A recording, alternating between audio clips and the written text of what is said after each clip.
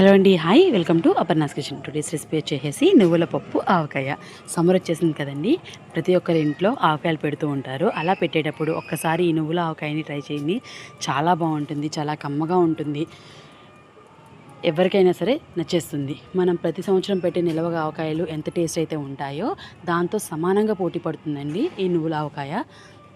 ఒక్కసారి ట్రై చేశారంటే కనుక మీరు ప్రతి సంవత్సరం పెట్టే ఆవకాయ లిస్టులోకి ఇది కూడా చేరిపోతుంది. ఫస్ట్ అయితే ఈ నువ్వుల ఆవకాయని ఎలా ప్రిపేర్ చేసుకోవాలో, దీనికి కావాల్సిన ఇంగ్రీడియంట్స్ ఏంటో ఈ వీడియో చూపిస్తాను.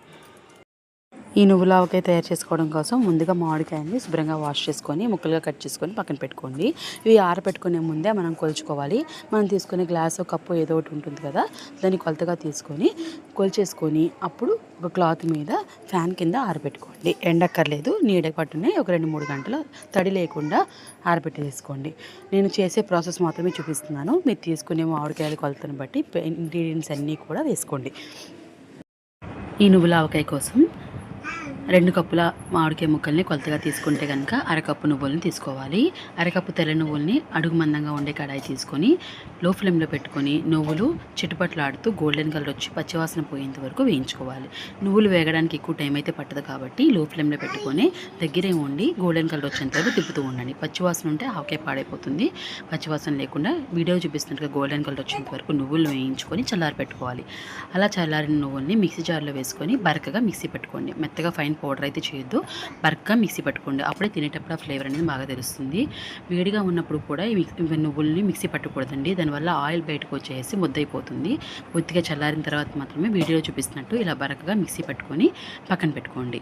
తర్వాత ఒక బౌల్లోకి మనం ఇప్పుడు 2 కప్పుల ముక్కలు కొలత చెప్తున్నాం కాబట్టి 2 కప్పుల ఆవకాయ ముక్కలకి 3/4 వంతు కారం, ఏ కప్పు తీసుకుంటున్నామో అదే కప్పుతో 3/4 వంతు కారం, పై కప్పు సాల్ట్, ఉప్పు వేసుకొని ఒక బౌల్లోకి వేసుకొని 2 కలిసేంత వరకు కలుపుకోండి.